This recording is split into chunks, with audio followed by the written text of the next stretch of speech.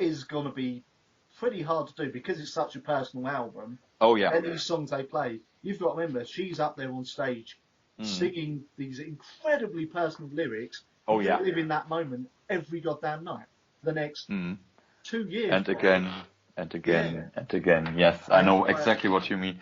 But I don't know. Maybe that's also one of the reasons why it's obviously starting to be so successful. Yeah. I mean, obviously there are bands who always give 100% or 200%. But if you create something that's kind of made more from you, you know, what you experience as a person, I think that's what people connect to with better. I mean, the best. You know, like they feel like you're telling your story, and they see. I mean, Birthday Massacre lyrics are the best lyrics out there anyway. Not that you're a fanboy or anything. Sorry? Not that you're a fanboy or anything. Not that I'm a fanboy or anything. No, but if you actually, best way I can describe Under Your Spell album is the way I did in my review, which is it's a masterpiece, and it is the Birthday Massacre equivalent of 9 Inch Nails' The Downward Spiral. That's the level of masterpiece that album is. I must say I can agree with that. But what's also so amazing about Birthday Massacre albums, and this album in particular, they always sound like the band, but they're also a development process. Yeah, like, I'm obviously, not sure where they're going to go next, I'll be honest, but time will tell. They're still a young band. Time will definitely tell. And what I also read in that interview with Sonic Seducer was, this time it was a very organic and natural way of producing the songs, you know? Yeah. I mean, obviously it's always that way for them, but maybe even more so because this time it was so personal. And yeah, I can only say it's amazing. And yeah, like I wanted to say earlier, their sound keeps on developing. It's still them. But it's really hard to describe.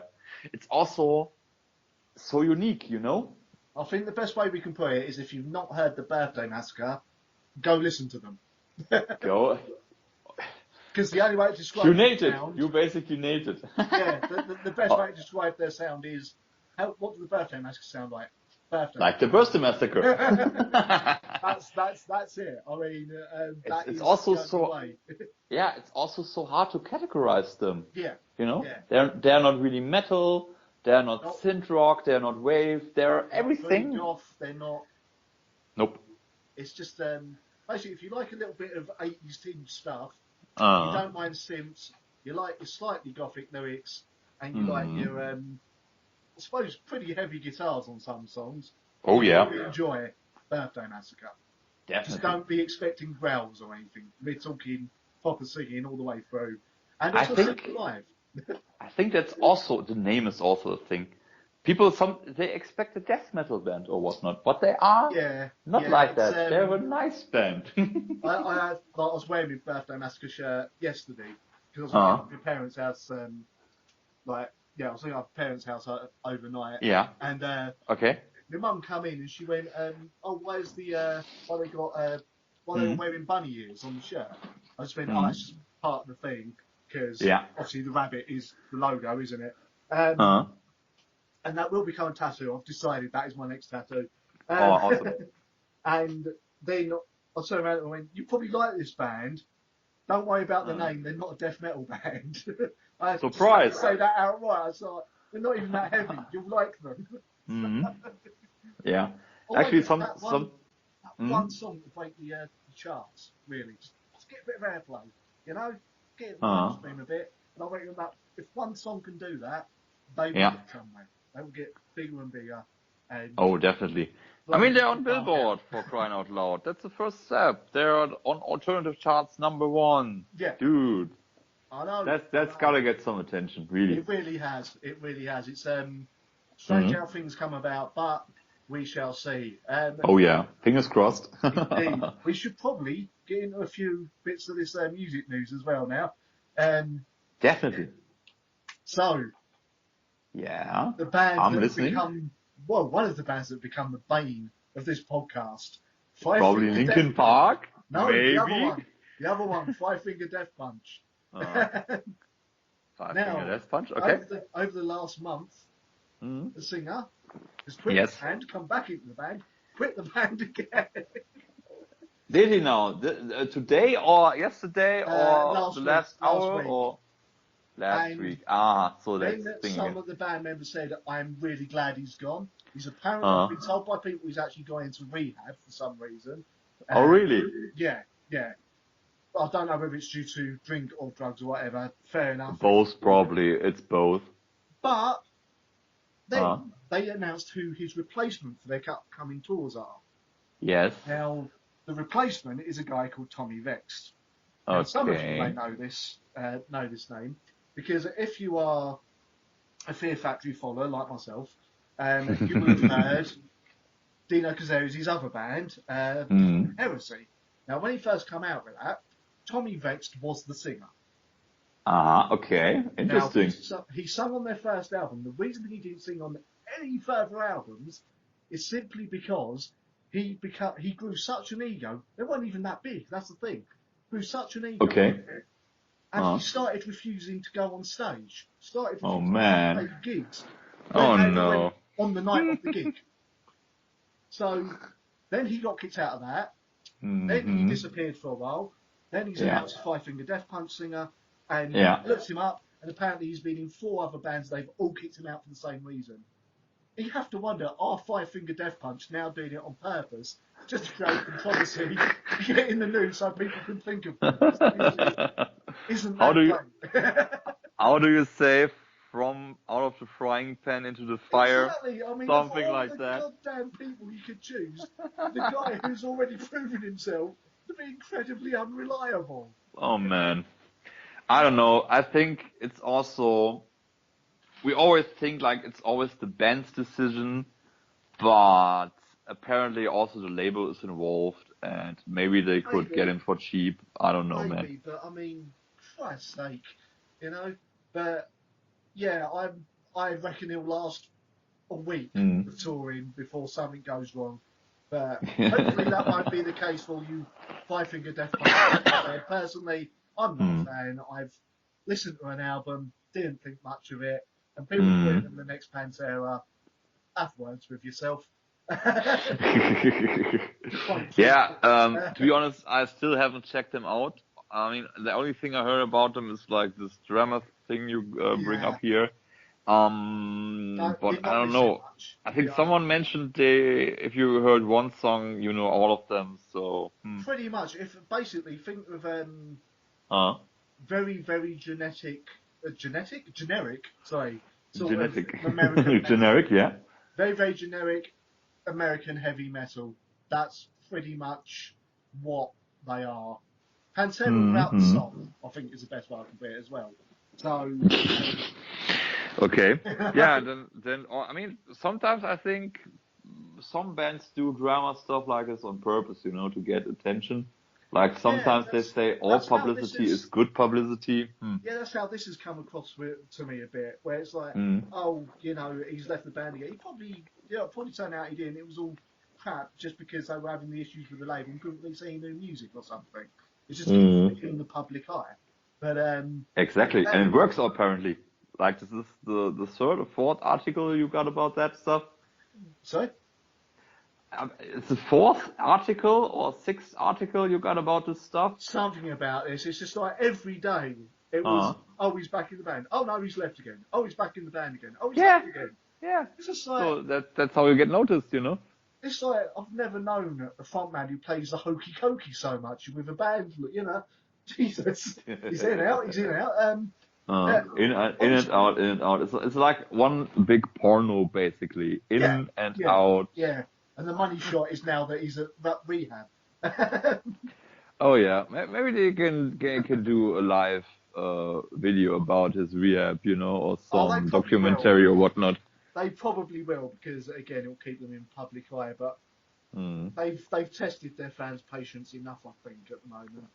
Oh yeah, definitely. And talking of testing their fans' patience, since you brought them up, Linkin Park. Yeah. Did you see the article I put on your Facebook? I did, before? and that's very interesting because you know what? Right. I kind of agree with it. Now, the article, do you want to go into what the article said, mate? Or yeah, actually, Corey Taylor, who was the first guy criticizing Chester about his not so nice behavior towards his fans, now Chester, says, admittedly, on Chester's behalf, he did turn around and go, you know what, Corey's right, and he did apologise. I will give that. Okay, let's give him that. Oh, I didn't even know that. See, yeah. See, Corey is a force for good, you know. No matter what. Obviously. I can always think about this.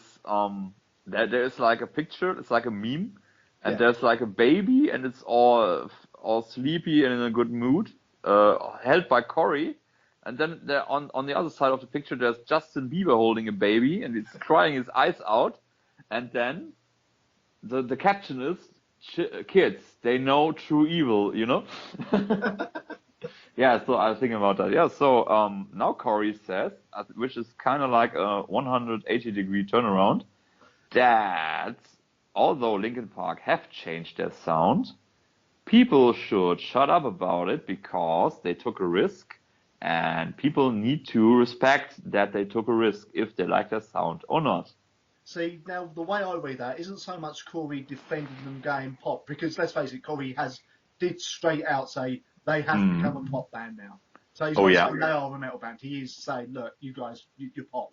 You know, you're not even in my genre anymore. But I agree with him because there are bands who have changed their sound and then backpedaled on it and gone, oh, no, we were just experimenting a bit. The next album will be whereas fair play to Linkin Park, they've just gone, you know what? This is what we do now. This is who we are.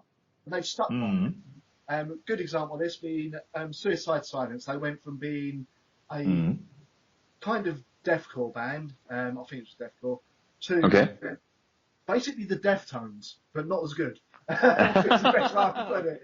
Like Deftones. That's nice. Okay. Now, I didn't mind the new Suicide Silence sound, but a lot of people it was a bit of a jarring change, to be honest with you. So the last album was all this like really heavy screaming, all that. It was pretty awesome. Makes you want to beat up midgets. No offense to anyone who is a midget, or a little person. Sorry, shouldn't be using the word midget. And then, this next album come out. It's only got clean vocals on it and everything. And if you know hardcore death metal fans and that, clean vocals is the biggest sin you can make ever in anything. Absolutely. And a lot of people just turned off at that. Whereas, like I said, the new album's not that bad for what it is, but whereas with Linkin Park, admittedly, they have taken a lot of risks over the years. They were basically pendulum for an album. That's true.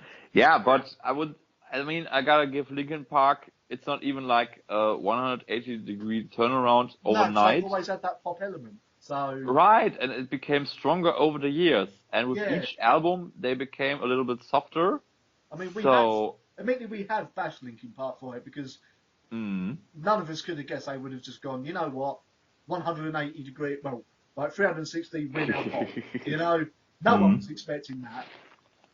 But I think the thing that got to people, especially myself, was that interview we brought up before where he was going, our next album will be going back to Hybrid Theory type heaviness. What happened to that album? I want to hear that album. What's this? Where is it? Where is it, Chester? Where is that album? Come on, you promised it. That's like you're broken a promise, right? And that's extra disappointing. That is a good point. He did actually promise it, didn't he? He did say, we promised this next album will be heavy. And then they released that, and it was like, what's going on now? The song was called Heavy. That was about it. I'm not even going to dignify that with a response. Come on, you're the grandmaster of puns, and now I do that, and you don't. It was a heavy pile of excrement. Excrement, a heavy pile of excrement. That would actually be a nice Christian folk death metal band. I was going to say there probably is a death metal band called that. Yeah, that could work. I'm on vocals. There is excrementary brained FUCKers. That's a band. I know that. And they took the piss out of Linkin Park. Yeah, I know them even. They're a grindcore band, right? Yeah, they done Limp Bizkit. They took the piss out of on a song called "I Don't Want to Sound Like Corn," which people should check out. It's only about 2 minutes long, but it's quite a laugh. Yeah, why the hell not? Actually, a former boss of mine played in them, like when they were still, starting out. Yeah. But he's always he was I don't know, I haven't heard about him in a bit, but he was always into metal. I don't know if they're still going, to be honest with you. No, sorry. I don't know if they're still going, to be honest with you. I don't even know. I think they never took themselves too seriously. No. And I think grindcore isn't meant to be serious anyway. So depends on the band. If it's someone like Napalm Death, you've got the political stuff that comes in. I will be bringing Napalm Death up again later because a bit of a victory for metal, I have to say, on this. Okay. But with the Linkin Park stuff, I know we've bashed them for it. I respect that they are defending their change. Fair enough. Instead of just backpedaling, but it doesn't mean I'm going to listen to you. No, but that's also what Corey says. Like, you don't need to like it, you don't need to listen to it, but you gotta at least respect that they took a risk. Yeah, and I think that's something. He is a man who's known about risks, because obviously after Slipknot, while doing Slipknot, he came out with Stone Sour, which was pretty much completely different. And that could have gone very wrong for him. I also think he actually is capable of normal, clean singing, which makes him very diverse and a very good artist to begin with. So Corey Taylor is right now one of the best vocalists in metal. I have no problem saying that. He's got a hell of a scream and a growly voice, but he can sing with the best of them. You could probably stick him on a pop song and it would work. He would hate a second of it, but it would work. And he's also done the voice for one of the monsters in Doctor Who last year. But anyway. Oh, really? He done the growls for one of them in an episode. The only way I'll know that is because I picked up an old copy of Metal Hammer that I had talking about. It's just on my page, like, oh yeah, I forgot about that. So that's very interesting. But you never even know who's on stuff like that. Exactly. As I found out after I saw The Force Awakens. Yeah. How was that guy again playing James Bond? David Craig? Daniel Craig. He was like Stormtroopers, wasn't he? He was a Stormtrooper. You don't get to see him. Yeah. In Germany, he even has his usual German voice, Yeah. But nobody sees him, And also, like, the Stormtrooper commander is Brienne from Game of Thrones. Oh, is it? I didn't know that. Yeah, and you only see her in this suit, I mean, you hear her voice, but that's it. Jesus.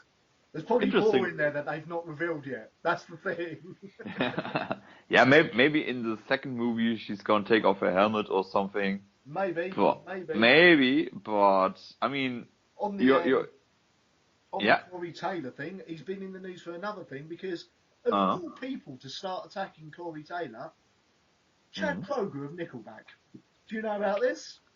Nope. I'm all ears. I think you were on tour, as it were, at the time. Probably, yeah. On Twitter, Chad Kroeger has basically attacked Stone Sour and Corey Taylor, saying that he needs to stop bashing Nickelback because he's not reached the level they have with Stone Sour, and he's never had any hits. Now, Chad. Chad. Oh, man. I think Chad is sour here, right? Yeah, Chad. I hate to tell you this, mate, but Stone Sour had a hit on their first album, which was called Bother. There was Get Inside was quite a hit. 30-31-50, Through Glass. Pretty much every single they've released has been a hit. Oh, man. Yeah. Also, Chad, they know more than the same 4-chord structure.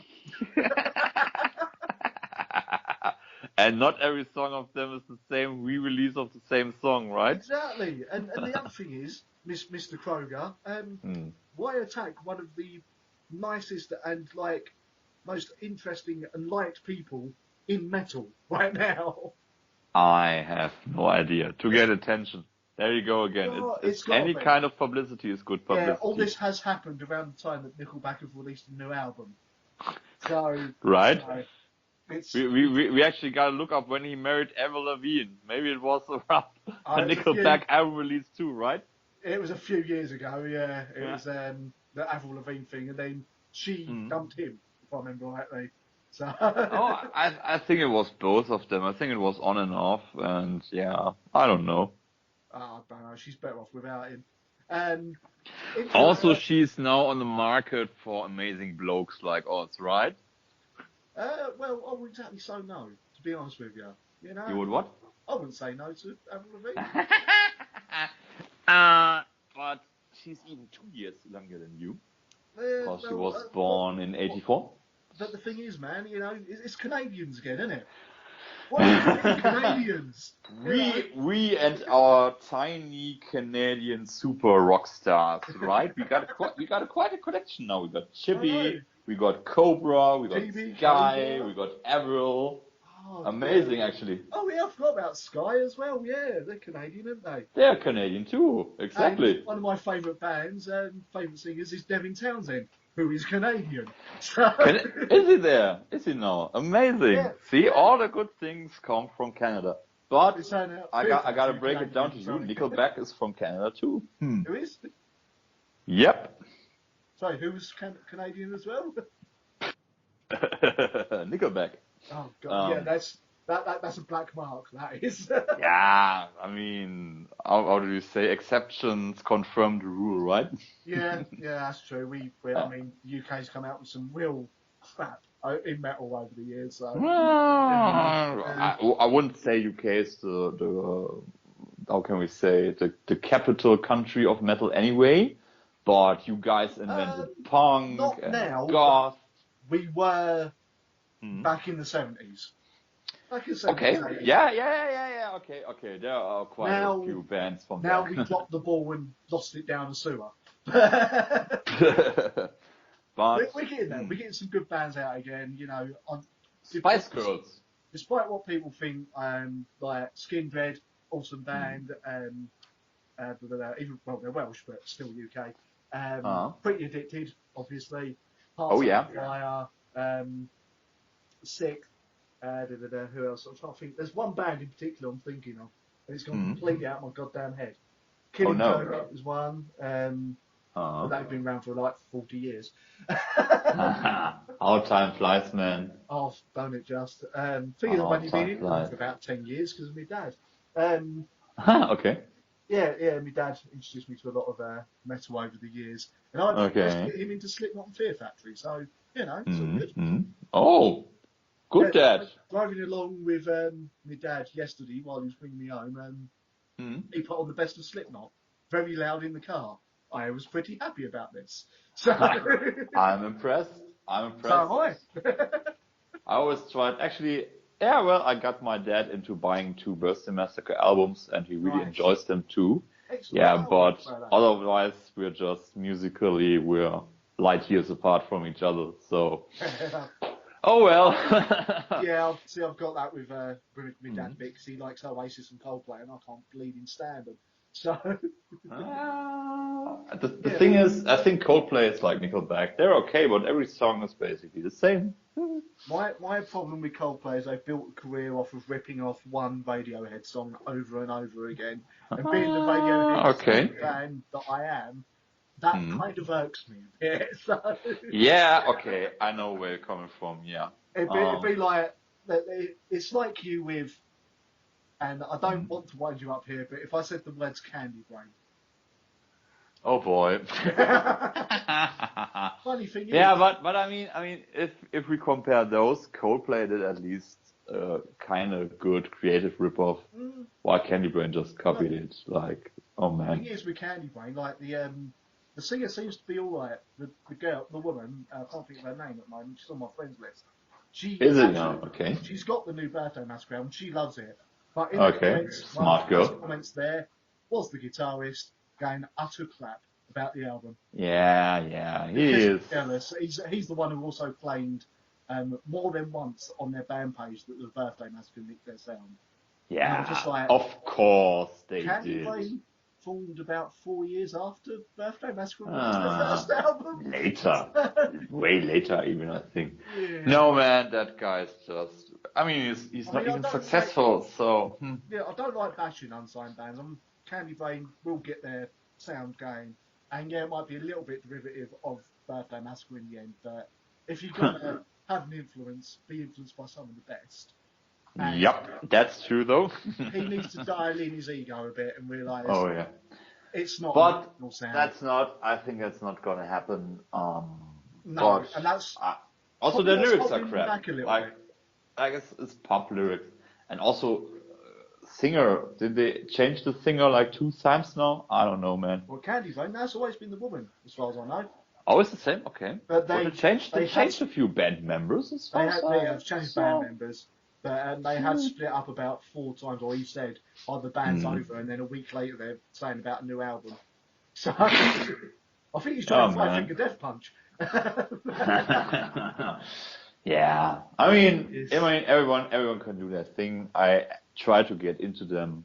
I never did. See, I don't mind them. I don't need to, obviously, and I mean, I kind of got a prerequisite now that if I get into a band, they gotta also be at least kinda nice people, you know?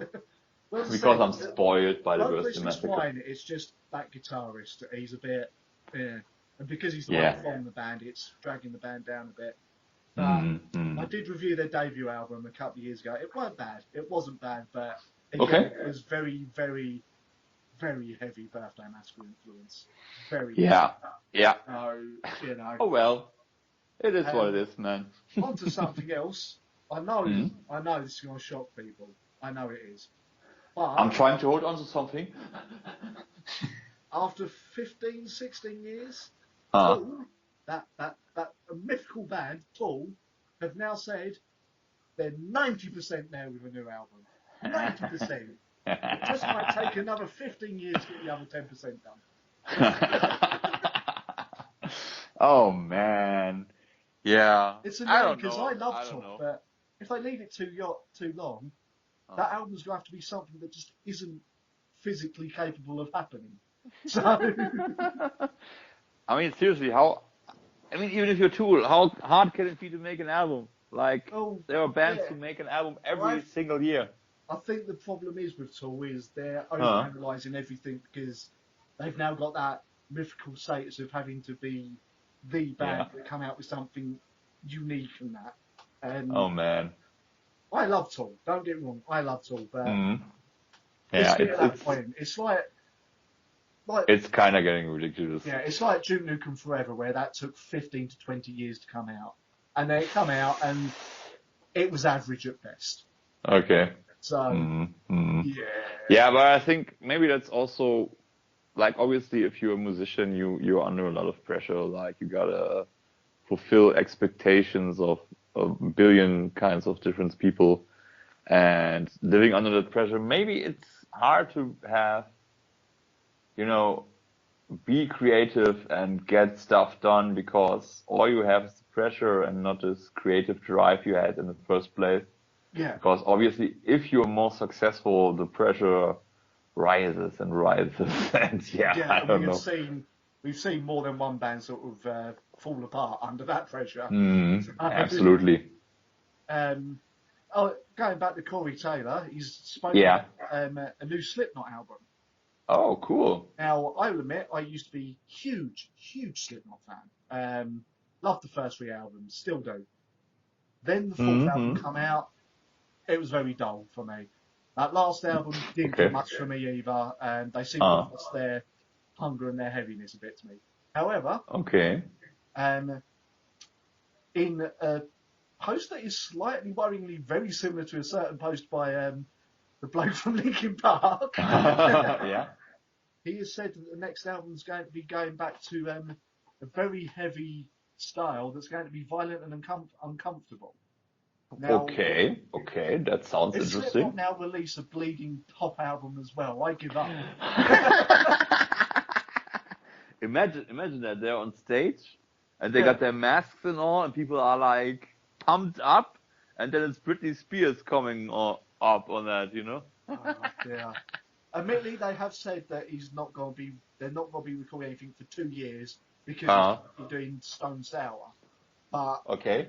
Hopefully, this is true, and I'm trying to ignore this because on the site, just above, to the right of the article, it's advertising Five Finger Death Punch UK tour. Oh man, sometimes the universe has a lot of humor, right? Christ, doesn't it just? But it's just like, oh man, what is going on? But yes, that should be interesting. Oh, definitely. Yeah, I mean, obviously I know Slipknot. I've heard a song or two, but the more I spend time with you or listen to your show or talk with you, I find out that there's more music out there than I will ever be able to check out. Trust me, I'm struggling to keep on top of it. Oh, yeah. Yeah, and I mean, a lot of music, like so much music. It's absolutely amazing. Like, I mean, even doing this top 100 of your most favorite albums ever. Yes, which I've got to continue. Right. You did like 10 or 20? No, I've done 20. I've done 20. The reason I haven't done one this week so far is because those albums got sent to me. I want to get those reviews up as soon as possible for people. I see. So it's I'm trying to keep on top of things, basically. Because someone out there might care about what my opinion is on these albums. So. Hopefully. I mean, I listened to I saw the first one. I really liked it. Obviously there's also many albums I never heard about. Yeah. But you really communicate your point, The annoying thing is I'm getting sent a lot of albums by bands that I've never heard before. So everything starting with, now this is my first album by this band I've ever heard. So okay. Yeah, I'm going to check it out sometime. Right. Oh, and also on here, a lot of Corey Taylor in this podcast today. But anyway, oh, okay. Interesting. He's put what his top 10 metal albums are. Oh, okay. I'm curious about that. Yeah, they're not in any order apparently here by the looks of it. He's put White Zombie with Astro Creep. Fair enough. Oh, that's a very good one.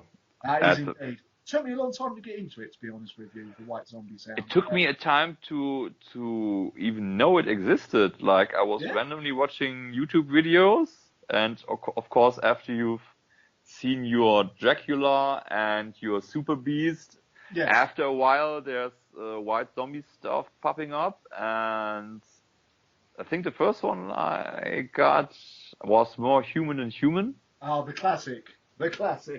Awesome stuff, man. But my favorite is like Electric Head Part 2. Like, even the video. I mean, it's Zombie. He does his movies and he has this this B-movie, horror movie aesthetic, obviously. But yeah, he's always had it. He's also basically his lyrics these days as well. Oh yeah, absolutely. But that video has it a lot. And combined with sound, that pretty much blew me away. And also, it's like, I mean, how can I say? It sounds weird if I admire someone as old and scrawny and bearded as him, but he has a very cool style of performing in that video, like with his buttoned up leather jacket and on the throne and whatnot. That really impressed me, man. So no one's come close to replicating sound. The closest who's come to replicating the White Zombie / Rob Zombie sound was his brother Spider in Power Man 5000, which okay. closest to their Didn't sound. even know he has a brother. Interesting. Yeah. The singer of Power Man 5000, that's Rob Zombie's brother, Spider. Oh, so, never knew. Cool. Another thing to do with Rob Zombie, I was watching, picked up my horror films. I like the dodgy ones, as it were, and the cheap ones. And I picked up one a couple of weeks ago called The Toolbox Murders, which was a remake of some 70s film. And, watching it, first person to come on screen is Rob Zombie's wife. Didn't realise he'd done any other films before Rob Zombie. So, and it was before she was actually married to him as well, because Her name is not Sherry Moon Zombie, it's just Sherry Moon. I was like, interesting. The film was a bit cool, but yeah, she dies in a fun and slightly over elaborate way. So, which is interesting because in his movies she never does. Maybe a little bit in Lords of Salem, but yeah. She dies in Lords of Salem. No, she dies at the end of Devil's Rejects. Because the whole Firefly family died. Yeah, okay, they all die, but it's not even... Usually she's the one doing the killing, so...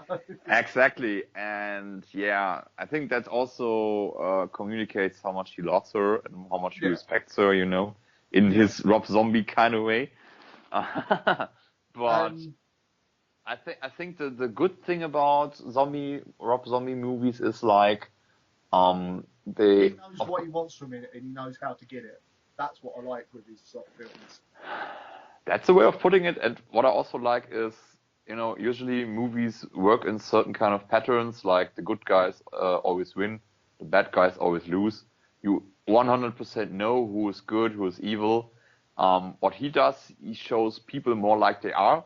Like even the bad guys have a bit of a good side, and actually it's pretty annoying and uncomfortable because everyone is kind of bad and everyone is kind of good, and he's very good at making characters that are that grey area, as it were.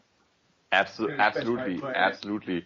Like in Devil's Reject, it's a very good example. I mean, the bad guys, I hate them. They're so annoying. They're evil. They're messed up. But obviously, they're also hilarious at the same time. So. They're also kind of funny. Like when they are not killing people, they're like regular folks, and it's so annoying. You don't expect that from a movie. And I don't know. That's an interesting part, and he has like a very unique aesthetic. Like I think he has a way.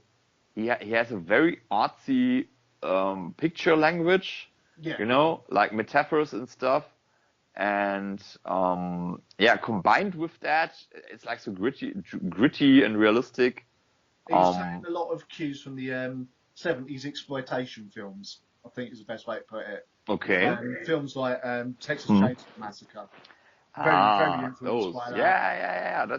That's something. Yeah, but also like those very old classical horror movies. I think they were very picture heavy too.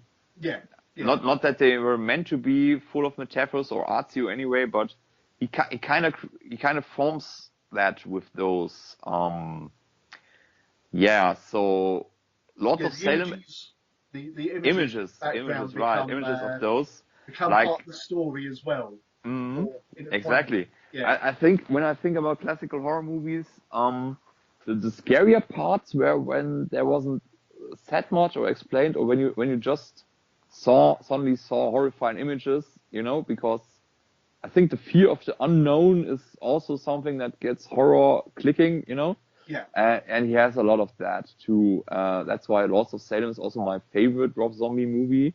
I mean, I haven't seen 31 yet. I would love to. 31 is good. I enjoy He's 31 good. quite a lot. Okay. I will probably do that. It's on a lot lower budget than he usually has, though. Okay. To let you know. But you'll probably know whether you like it within the first 10 minutes when the guy is speaking to the camera. That's all I'm going to say. It's a very simple story, actually. Again, nothing gets explained as such. But the simple setup is there's a game called 31, and these people have to try and escape the building, and they are stalked by various killers. Okay. That's the setup, and that's all I'm going to leave it with. That's basically everything you got to know. It's also probably the least gory film. Least gory? Okay. Because Lords of Salem wasn't gory, was it? It's more of a... Pretty much, but it also had a lot of disturbing imagery, like... And the record itself was quite disturbing sounding. I remember... I actually like the sound of it. I think if you like that, you might like the really early Mortis albums where it was like dungeon music. I like it, and I'm weird. Okay, never checked that out, but sounds interesting. Honestly, they're both on YouTube, man. They are literally just like him with a synth keyboard. There's no vocals, nothing. It's quite strange and relaxing while slightly disturbing. Okay, interesting. Uh-huh. Anyway. What I also liked was the dirtiness of the whole thing.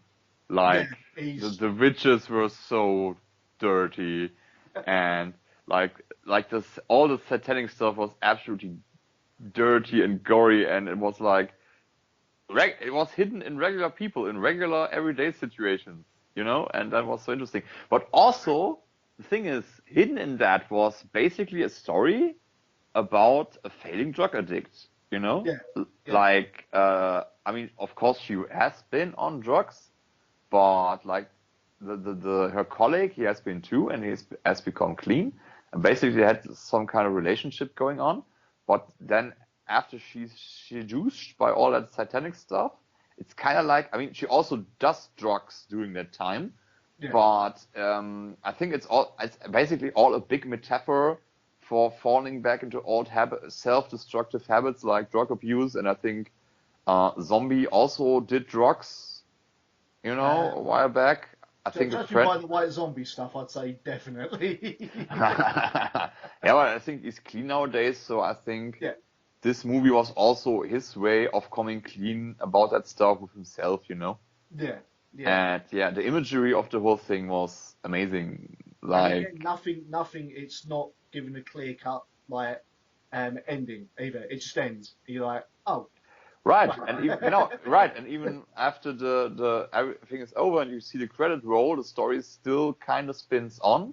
Yeah. And I think that's also interesting because it's left to your own imagination what's gonna happen after everything, you know. So it's a very cool movie. I love it. Anyway, back to this favourite metal albums of Corey Taylor here. Next up is Sepultura, Roots. I kind of agree with this. I prefer the Chaos AD album myself. Okay. I'm sure if you listen to much Sepultura yourself, man. Probably heard him on the side sometime. Possibly on my show. I heard it as well. on your show, obviously, but I wouldn't say I know a whole album or something. Next up is the one Pantera album I've never been able to get into. That's Far Beyond Driven. Okay. Never get into that album. After that is Metallica, Master of Puppets. Your favorite band. Plaster of Puppets, yeah, I'm not going to go on that.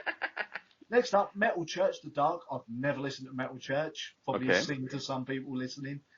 Next up is one of your favourite bands, Megadeth. My absolute favorite band. Oh my god, I love the show so much I couldn't stand watching the whole thing. Peace Sells, But Who's Buying? Which, again, not my favourite Megadeth album, but fair enough. Next up, Korn's debut album. Fully agree with this. That first Korn album is absolutely incredible. Then we go for some old school metal with Judas Priest, Screaming for Vengeance, which come out the year of my birth. Alright. Then Iron Maiden, Somewhere in Time. Yeah, it's an alright album. And last is Anthrax, Worship Music. Now, the weird thing about that is that was when Corey Taylor was originally meant to be the singer of Anthrax. What a small world we live in. Yeah, but the reason he couldn't do it was because his record label wouldn't let him. It actually starred him from being in Anthrax because basically, what was it? Basically, they're on another label. They're not on the same label as Slipknot or Stone Sour. And he got appearing with fronting Anthrax. It's a little bit dickish, I think. Personally. Well, but that's labels for you. Like they make corporate decisions and not logical human decisions. So what can we say about that? They would have been paid quite a lot for using one of their artists by the other label, you know. So it seems a bit, seems a little bit weird. So and you also never know what's going on behind the curtains. So washing money, paying stuff, making secret contracts in dark places, things like that. I don't know. But interesting enough, I think when we were on this here with Mike a while back, he was saying like Megadeth is a band that's mostly enjoyed by musicians. And funny enough, after the US tour, there was this Montebello festival in Canada where the Birthday Massacre also played. Yeah. But of course they had the chance to see a few bands there themselves, and funny enough they went to see Megadeth. And yes, apparently I did they were. See that, and I was tempted to tag you in it, but I thought you'd already seen it. I already saw it, and they were really excited about it. And I thought like, okay, guys, there you go. I didn't like them, but it's probably different if you are a musician and know how stuff like that goes on. You know, maybe they're just one of them sort of massive, legendary bands, really. Let's face it. So. Yeah, but they're a legendary band. I mean, it's not my thing. I mean, I've never checked them. I mean, I saw them live. They didn't win me over. Yeah. I don't know, man. But I think that's so interesting. Like, when you think about it, that musicians, like, mingle with the crowd and watch a band, like, they were, so to say, regular people themselves. But if you think that through, surprise, they are regular people. You know, but it's still an interesting thought. Like, you know, there are so many people watching them on stage and they perform themselves. And then sometimes they become regular people themselves and watch other bands perform. I don't know, man. it's kind of funny, I think. Well, you know, I mean, you're never going to fully agree with every band that the band you love. So. No, I mean, but that's normal. So. Yeah, that's like there are different tastes, and you should be mature and enough to accept that not everyone is gonna love what you love, and if someone does not like the Birthday Massacre, obviously they're wrong. Obviously they need to check them out, or like, I don't know, go to a monastery and meditate or something. But that Nickelback album gets yeah, but you know, everything else is just taste and personal taste and tolerance, and there you go. Definitely. So apart from, I'm going to guess that of the stuff you've been listening to recently, Birthday Massacre album, but I think a few million times that album, right? Well, I already mentioned Masquerade. I bought pretty much every album they got on Bandcamp. Oh, fair enough. Yeah. They really won me over. Let me think. No, there has not been much other development. I mean, the bands I saw at Wave Gothic Treffen, I all already like. I still need to get some She Passed Away albums. I got some Devil's Universe stuff. Yeah, of course I still also need to get Sumo Psycho albums because that first album's very good. I think I've only got two. I'm gonna buy all of them. Gonna buy all of them. They're worth it. You gotta enjoy the first album, man. If you like that second album, you gotta enjoy the first one. And the recent album seems to be very good as well. So yeah, I've not heard it yet. I just know the first album's very bouncy. Well, I don't know which songs they performed are from the new album, but I think it were quite a few. Probably. Because they've done Anti-Anthem. I know that was the first single from the new album. Oh yeah, they played that too. That was very good live too. And I imagine they played Fighter because that's from the first album. That was mostly the last song. That's the album I've got. That's the song I first heard of theirs as well. So I also saw a music video by them. They've got a lot, and they've all got a weird sort of running story throughout all of them. Right, the first album. Exactly, and there's like one where everyone is like wearing huge skulls or whatnot, and basically the first album as well, the cover. Okay, because basically she's dressed like a maid or whatnot. Yeah. And she's, it's so funny, like when you see the whole thing, when you think it through, she's basically having a schizophrenic delusion and is on an amok run. But if you would see it from her perspective, she would be like a huge super game hero. So that's a very interesting video. I really enjoyed that. Well, the first album's called Lost in Psycho City, so yeah, definitely recommend that. That goes into that direction. Strangely enough, I've been trying to catch up on albums. I've got a massive backload of albums that I bought over the last year, and I've just not got around listening to them. So I've been listening to loads of them while playing like Forza Horizon. So, like the new Royal Blood album's really bloody good. I've actually found myself listening to a bit of hip hop, I will admit, and rap. Really? Yeah, I found myself really liking Kendrick Lamar. If you've ever heard him. I heard the name, but when I was still into well worth. But the reason I'm liking him is because he's not constantly singing about how he's going to steal your girlfriend, how he's or sell drugs or shoot you. Yeah, he's very different lyrically, and his songs are just very catchy. One of the songs, "Bitch Don't Kill My Vibe," is very laid back. Okay, very interesting. His first album, what's it called? Good Kid, Mad City. Absolutely love that album. Really good. So yeah, cool. Second album today, I haven't got around to listening to it yet. Trying to find Tech 9 stuff, but that's impossible in Southend apparently. He's like another really good rapper who's different, and he raps ridiculously fast sometimes, and that's what I like about him. Interesting. But apart from that, it's pretty much been stuff that's been sent to me by the record labels and that. So I'm trying to catch up on that. I gotta say, on the road from like Jersey to New York, my friend Jonathan was playing The Rain Within. Ever heard of them? I'm trying to. It sounds vaguely familiar, but I don't know if it's because it's a familiar band name.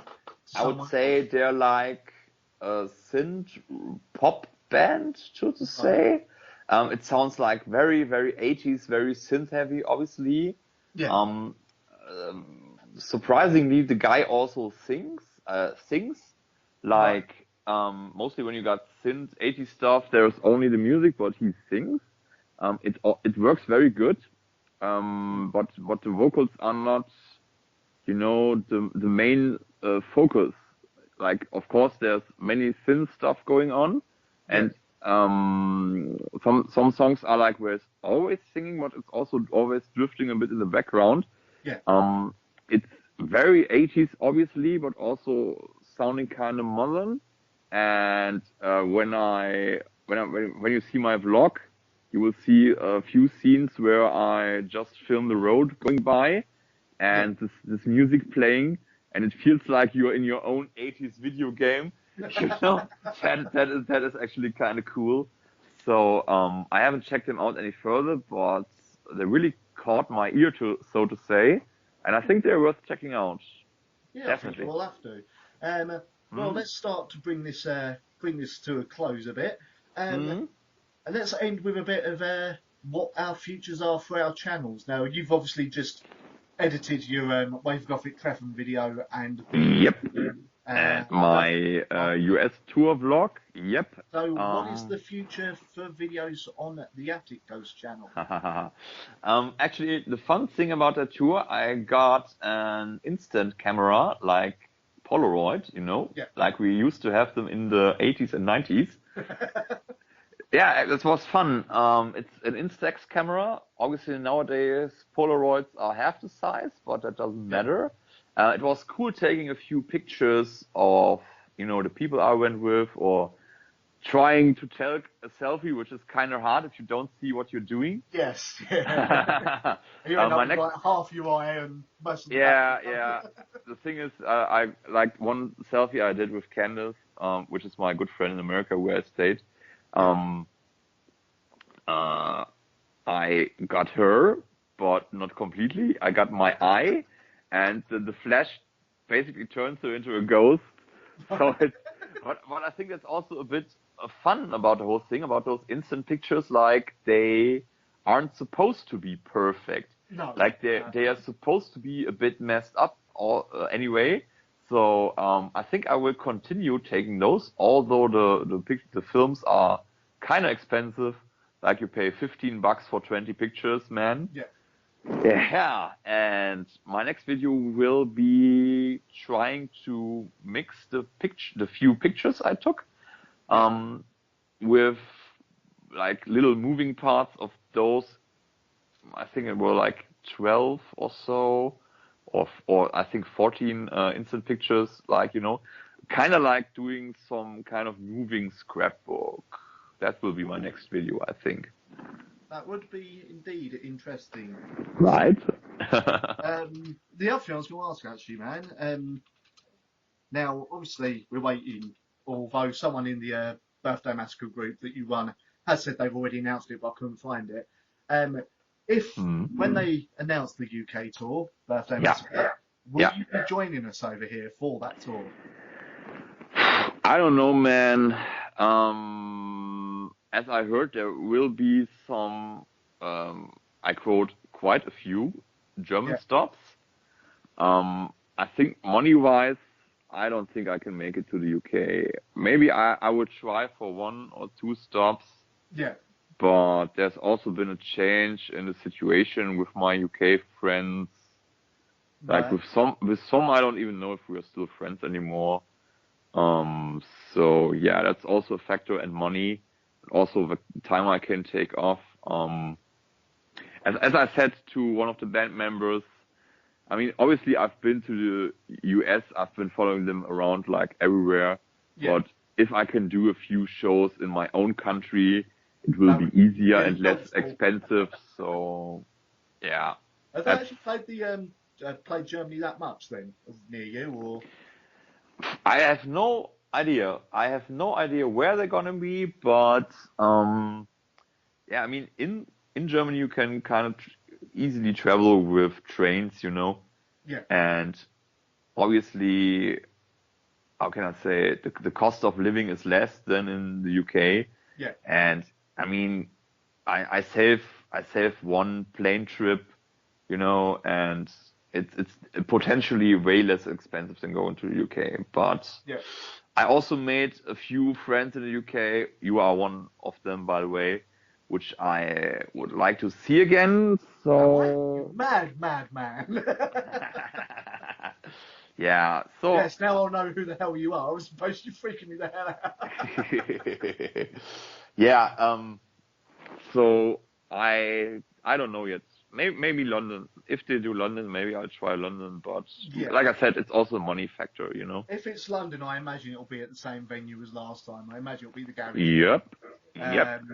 But I will know around the same time as you do, because the annoying thing with record labels, yes, I've got my connections there, but for some reason they don't know what dates the bands are doing until the bands have announced them already on the Facebook page. Yeah. So we'll be waiting for that, but obviously October is like in 5 months, 4 months even. So they better announce that. I think my guess will be they will announce that in July and August or something. I bet they'll announce it this week, because they're at the end of the North American tour. They've just ended it. So I reckon they'll announce that, and the tickets will go on sale next month or so. Are you sure? Do you know that for a fact? I don't know that for a fact, but usually gigs get advertised about 3 to 4 months before they happen. Okay, which is now. yeah, basically. Yeah. And at the moment, the Birthday Massacre Facebook page is still advertising the North American tour. So really, once that's done, they'll put up the next tour, and that's got to be the UK dates, like the end of the year stuff, because we're now halfway through the year, I'd imagine. Yeah, so, but like I said, it's going to be a whole Europe tour. So I'm also basing this on the way that that's what's happened with Cobra. They literally finished their American tour yesterday, and then today they've posted their UK dates and that for at the end of the year. So that's how I know Cobra are December the 3rd, and I will be there because I've not seen Cobra in the flesh for I think it's been about a year. That's not good. I need to see Cobra. Time flies, man. Time flies. Yeah, but I need to interview her again for the 4th time. Yeah, I mean, the restraining order is not in action yet, so you got to use that time, right? That's all right. I'll just say my name's Johnny Renkinson or something. Yeah, and then you get a fake mustache and fake glasses, and it will work. And a top hat, yeah. And the top hat, so inconspicuous. Oh man, yeah. Fingers crossed for that. You interview her well. She actually is familiar with you. Yeah, you know. Yeah, that shocked me last time I interviewed him in person because is the bassist first of all. He went, "Oh, you're the guy who's constantly playing us on your show and that, man, ain't you?" I went, yeah, we know you. Cheers for the airplay and all that, man. And then over. I was like, well happy. So, yeah. Is the bassist the guy who almost is an identical twin of Lemmy? Yes. Yeah. That's him, right? Yeah, bad. He seems like a really nice guy. When I first saw him on stage, I thought, wait a minute, Lemmy isn't that? There he is. Yeah, it's a bit freaky how when you play bass, you end up with that facial hair. Right. It's like you automatically go chops. So maybe that's why I'm not that good at bass yet, because I haven't grown the facial hair. You know? Have you ever tried growing a beard? No, I don't. The problem is, if I grew facial hair, I would, like when I had my long hair, which last time I would have thought about doing it.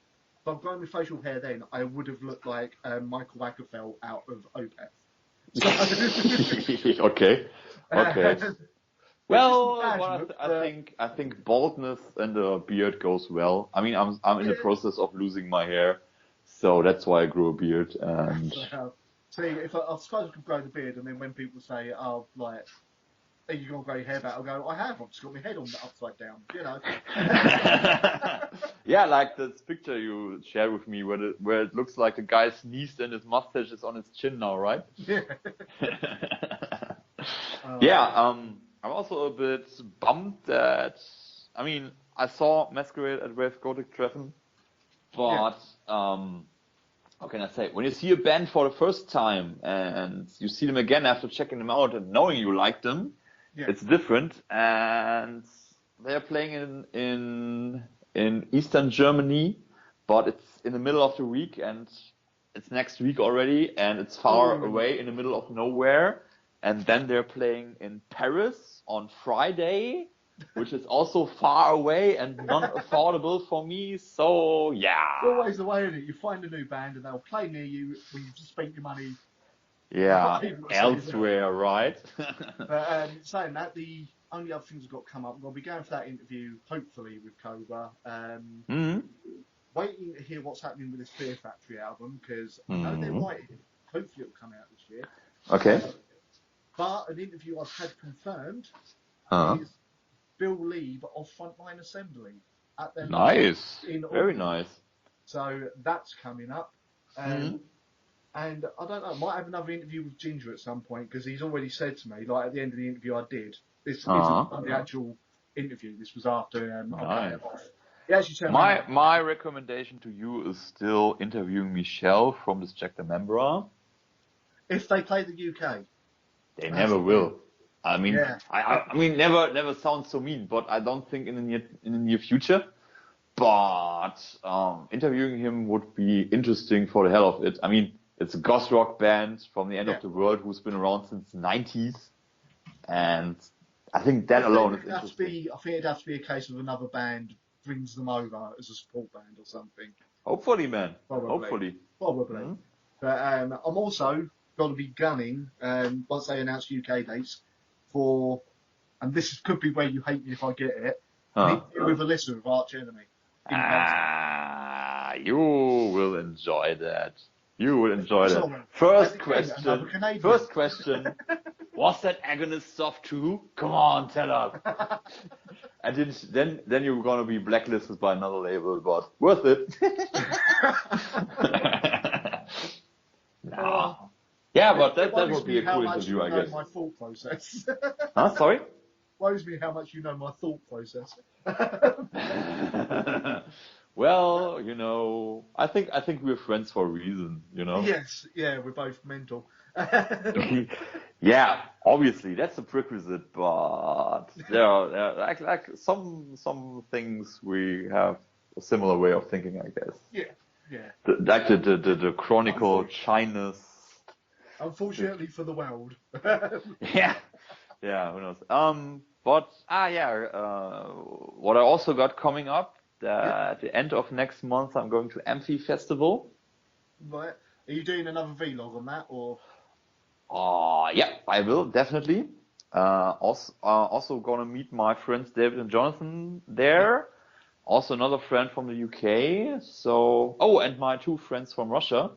Like, I don't know if you're not too familiar with my Instagram.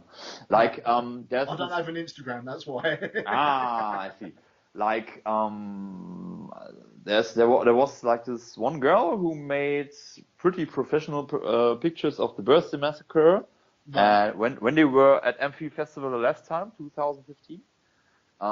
I mean, I don't know. I saw that pictures shared somewhere, and I liked them, and I shared it back, and then we became Facebook friends and talked a bit and talked some more and blah blah blah. Then I met her at Mary Luna last year, and I met her in Berlin in November, and she and her friends are gonna be at Amphi Festival too, and that's gonna be awesome. Like seeing 5 to 4 friends, and hopefully Black Friday too. So that's something to look forward to for me. Obviously after that, Mary Luna Festival, because I live here. Yeah. Also vloggable. You say vlog, I think it's just called vlog. I'm not too sure. I've heard it both ways, so. Okay. Yeah, well, vlog sounds more aristocratic, British, so you could go with that. Well, yeah, there you go. Yeah. But as for my channel, I'm gonna actually finish that 100 favourite albums. Looking forward to it. Cool. There's been 1 or 2 changes, I said, but because I had the 100 albums written, and then Birthday Massacre released their album. Mean. I'm pretty sure they're your number one it's now. that damn good that it's now got to be on the 100 albums. So, and there's been 1 or 2 other albums that sort of snuck their way in over the last couple of weeks. So I've got to play about with it a bit and go and get that finished. Cool. By the time I'm done with that, I need 4 more subscribers, and I'm up to 150. Congratulations! Thank you. If I get to 150, I will have to think of something to do 150 subscriber special. I have no idea what I'm going to do for that. Probably some kind of... You should do a reverse strip to some really cool metal music.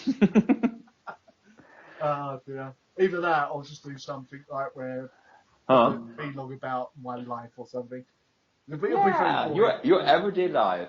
Getting up, playing Xbox, drinking, listening to music, going to bed again. See, the thing is, I don't actually drink that much anymore. Okay.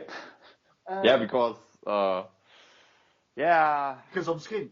I didn't want to say it that mean, but it's probably that, yeah. It is. It kind of is. I used to be a drinker. These days, not that much. I don't need to drink that much anymore. Okay. So, you gotta work outside the cliche. Like, obviously, all not employed people are heavy boozers and just hang around in the park. I'm generally too busy trying to make money from YouTube and trying to find a job. So I haven't got time for drinking. You're like, how do we say that? An outstanding unemployed. So yeah. Well, it's actually kind of sad you don't live here, because my company is hiring in customer support, and what you don't speak German to save your life. So sorry, man. That is a bit of a problem with that job.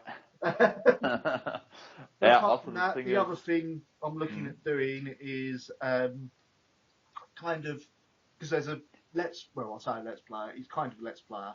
There's a channel called Mensky. It's the name of the presenter as well. He does a program called One Credit Champ, which is where he plays the arcade games that he played back when he was younger. He sees how far he can get on just 1 credit. Now, I'm not going to do that. Because I don't want to rip the guy off completely. It's just fun. But I am going to use it through the wonderful ability of emulators. I'm going to be revisiting games that I loved when I was younger. Nice. Playing them for a bit and seeing if they stand up as well as I remember them. Speaking of which, did you hear that Nintendo is gonna release the Mini Super... SNES. The SNES Mini? I'm looking so forward to it. I kind of sold miss. out. What? I'm not even joking. It's already sold out. No, the pre-order is sold out, but you still can get a regular order when it's released. The problem is this is Nintendo. I don't know how it is in Germany, but here in England, in America, Huh. Nintendo was so crap at like sending stuff out that every store for the mini NES, when that came out, the stores were getting free. I turned to face it all. Somewhere